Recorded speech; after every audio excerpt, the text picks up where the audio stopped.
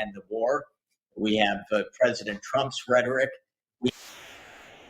By the way, of course, we have Ukraine, we have the Middle East, and we have East Asia. And some people say, "Oh, war in this one, not in this one." Some say, "Why are we provoking World War III in any of these places?"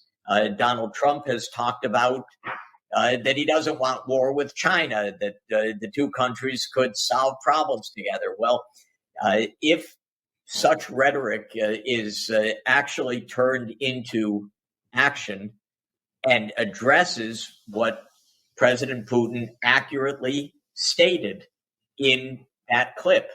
He stated accurately that there is a massive Western, U.S.-led military buildup that is taking place across all of these conflict zones, and that it's extraordinarily dangerous.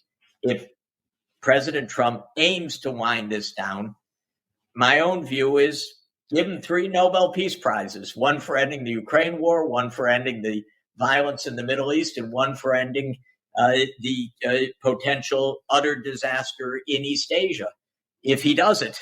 And this is the big question for us. Wow. And then you and I, before we get to Syria, you and I this morning each read a reprehensible piece by Mitch McConnell, the outgoing majority leader in the Senate.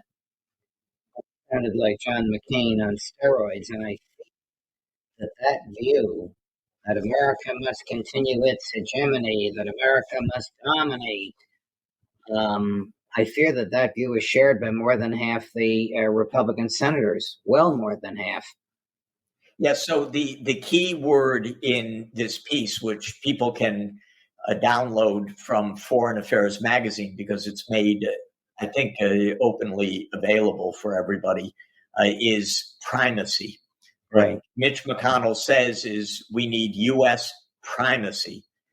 What U.S. primacy means to Russia or to China is the U.S. wants to lord it over us. The U.S. wants to dominate us. The U.S. wants to have its way and threaten us as it will. What it literally means in the case of Russia is the U.S. wants to put its missile systems and its military bases in Ukraine along our border or in the South Caucasus in Georgia.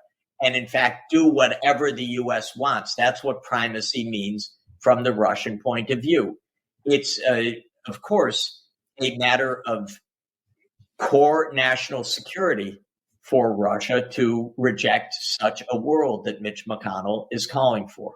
What primacy means in East Asia is that the United States surrounds China with its military in Japan, in Korea, or in Australia, New Zealand, in Southeast Asia, in the East China Sea, in the South China Sea, in the choke points in the Indian Ocean and the Straits of Malacca, that the U.S. puts in intermediate range missiles in Korea or wherever it wants. From China's point of view, again, this is fundamentally against China's core national security, especially when they saber rattle about Taiwan and so forth, which is part of China, and the United States says is part of China.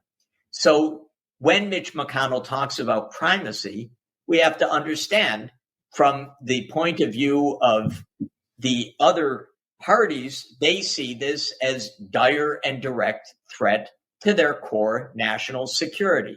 Is that really making America safe by making Russia feel that they're absolutely at the brink or on the knife edge of war?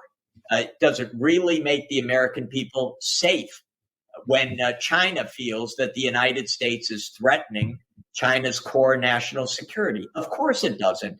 It leads to a world in which we are at each other's throats and we're seconds away from nuclear war.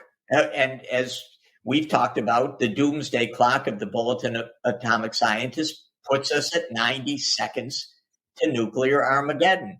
So Mitch McConnell expresses, yes, a popular view that is absolutely insane. I'm sorry to say it. It's insane.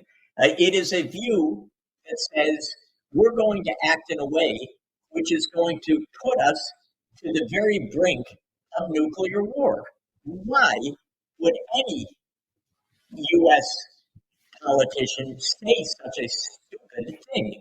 But of course, Mitch McConnell's an old and stupid man, I'm sorry to say. Go, leave already. This is so dangerous for us.